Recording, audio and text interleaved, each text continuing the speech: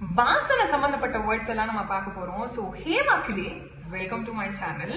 So first வந்து வாசனை அப்படின்னா ஸ்மெல், பட் துர்நாற்றம் அப்படின்னா ஓடர். இதே வந்து எண்ணெய் வந்து ரொம்ப நாள் வச்சிருந்தோம்னா ஒரு மாதிரி வாசனை வரும்ல, அந்த வாசனைய ரான்சிட் அப்படின்னு சொல்லுவாங்க.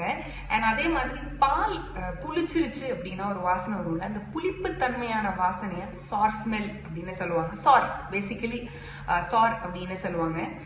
அதே மாதிரி இந்த செவுத்துல எல்லாம் ஈரமா இருந்து அதனால வந்து பூர்ணம் பூத்துதுன்னா ஒரு மாதிரி வாசனை வரும்ல நம்மளோட பரணையில எல்லாம், அதை வந்து மஸ்டி அப்படின்னு சொல்லுவோம். அதே மாதிரி ஒரு பழம் அழுகிடுச்சு அப்படின்னா அதை டீகேட்னு சொல்லுவோம், ராட்டன்னு சொல்லுவோம், இல்ல ஸ்பாயில்னு சொல்லுவோம். பட் அதனால நம்மளுக்கு ஒரு மாதிரி ஸ்மெல் வரும் பாத்தீங்களா, அதை புட்ரிட் அப்படின்னு சொல்றோம்.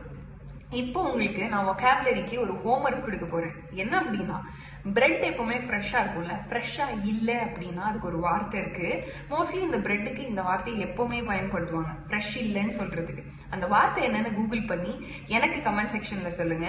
அண்ட் அந்த சென்டென்ஸ் பாத்தீங்கன்னா, த பிரெட் ஹேஸ் பிகம் டேஷ், இங்க என்ன ஃபில் பண்ணா கரெக்டா இருக்கும் அப்படின்னு கமெண்ட் செக்ஷன்ல சொல்லுங்க. இந்த மாதிரி மோர் இன்ட்ரெஸ்டிங் வீடியோஸ்க்கு லேர்ன் வித் நண்டி என் பேஜை மறக்காம ஃபாலோ பண்ணிடுங்க. அண்ட் வொக்காபுலரி கத்துக்கணும்னா என்னோட ஹோம்ஒர்க்ஸை மறக்காம பண்ணிடுங்க. பை மக்களே.